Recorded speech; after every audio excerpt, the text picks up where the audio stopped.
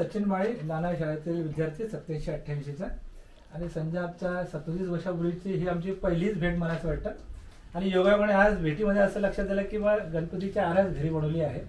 आणि आजच्या ह्या धकाधकीच्या व्यस्त शेड्यूलमध्ये रेडीमेडचा जमाना आहे आणि मुलीने हे सगळं डेकोरेशन बनवलं आहे. तर मला उत्सुकता वाटली की आपण जाऊन घरी भेटावं.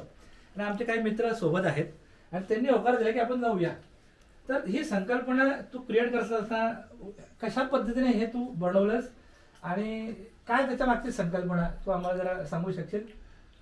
खरं तर ही पूर्ण आयडिया माझी अशी होती की काहीतरी वेगळं बनवायचं आणि आपल्याच काहीतरी संस्कारातलं काहीतरी आपल्याला जवळ असलेलं काहीतरी बनवायचं.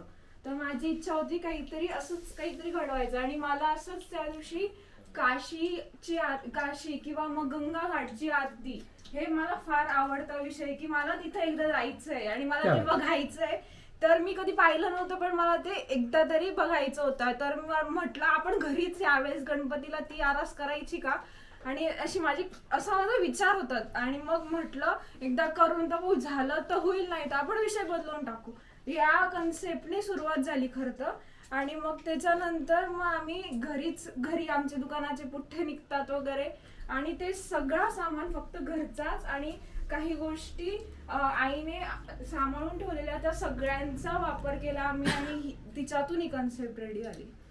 माझं की थोडस ह्या सगळ्या प्रोसेस मध्ये गणेशाची भक्ती तुझ्या एवढं उच्च शिक्षण झालंय तरीही तू ती सोबत सचोटी ठेवली आहे. हे सगळे क्रिएशन घरच्या वस्तूपासून बनवलं आहे. तर ह्या कशा वस्तूपासून बनवलं तू आम्हाला सांगू शकशील? खरं तर हे सगळे बाहुले आहेत ना ते टिश्यू पेपरचे केलेले आहेत.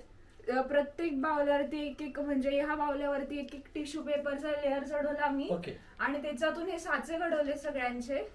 या सगळ्यांचे साचे घडवून त्यांना आतमध्ये कशात क्ले तर कशात काही भरून त्याला साचा बक्का केला आणि मग त्यांना रंग दिला, त्यांना आकार दिला आणि त्यांच्यावर डिझाईन वगैरे केली. त्याच्यानंतर त्याच्या प्रत्येक याच्यावरती त्यांचं सवळं त्यांचे ते महाराज लोकांचे ते सगळे वस्त्र असतात ते त्यांना धारण केले आणि प्रत्येकांना तिकडची महाआरती असते ती महाआरती आपण बनवलेली आहे.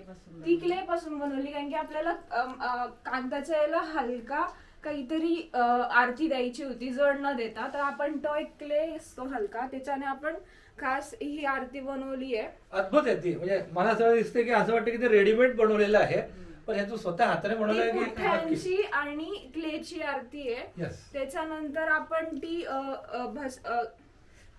धूप आरती असते ती तयार केली शाळू मातीची. त्याच्यानंतर घंटी तयार केली शाळू मातीची. तो चौरंग सुद्धा घरी तो चौरंग आहे घरी बनवलेला. आसन सुद्धा घरी बनवलाय. आता थर्मोकॉल तर बॅन आहे पण माझ्या आईने सांभाळून ठेवलेले थर्मोकॉल आम्ही तिथे युज केलेले आहेत.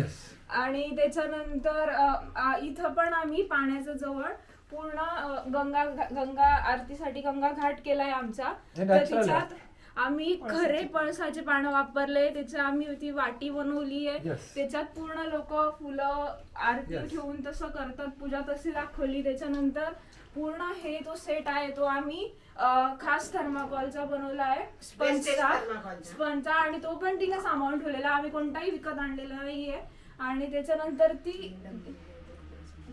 हा तो डमरू आहे हा लग्न पत्रिकेचा केलेला आहे. लग्न पत्रिका येतात त्याला आकार दिलेला आहे आणि त्याचा वापर करून हा डमरू बनवला आणि छत्र सुद्धा त्याच्यातूनच बनवलाय. ही जी कमान आहे ही कॅलेंडरच्या पेपर वापरून केलेली. हा ते जुने कॅलेंडर आईचे आपले जाड त्याचा वापर करून ही कमान तयार केलेली आहे. आणि त्याच्यानंतर ती होडी आहे ती खास याची बनवली आपण पुठ्ठ्याची बनवली आहे. आणि त्याच्या खाली आपण प्लास्टिक चढून त्याला थर्माकॉल लावला कारण की ती पाण्यात तरंगत राहावी आणि खराब न व्हावी म्हणून आपण तसा वापर केलेला आहे. ह्या ठिकाणी हे तू सगळं वर्णन केलं आणि आमच्या ह्या मित्रांना असं वाटतं की गंगा घाटीलाच आम्ही गेल्याचं फिलिंग आहे. म्हणजे जो फील आहे म्हणजे ते पूजा ती आरती तो एन्व्हायरमेंट तुझं जो काही सांगण्याचा सार आहे की आज बीटेक झाल्यानंतरही आपण आपल्या गणेशाच्या भक्तीला आपण 10 दिवस वाहून घेतो आहोत. हा सगळ्यात मोठा प्लस पॉईंट मला असं वाटतं की आजच्या युथला आणि आम्ही लहान शाळेच्या वतीने ह्या विद्यार्थ्या वतीने तुला खूप साऱ्या शुभेच्छा देतो तुझ्या पुढच्या या विषयाला. Thank you thank you so much. Ganpati बाप्पा